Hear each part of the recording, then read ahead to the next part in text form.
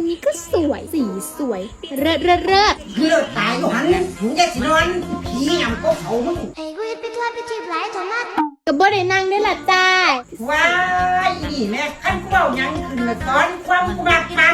เหตุการณ์หวานกันนะสอเอิญสอนคออวมความมออัมมับสอนความมับ นี่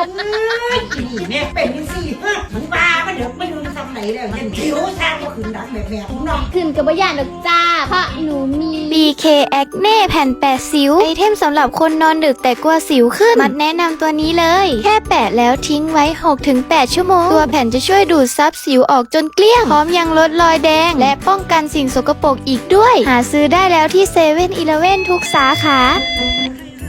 โง่มานี่มึงยังจะนอนอยู่บ่อีบักกูยอม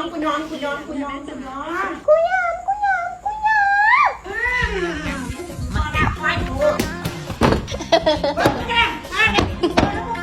บอบอเอิดเปิดนอนข้างนอกยังไงย่ายกับดิวข้างนอกเนาะ ต้องเข้ามาเลยมึง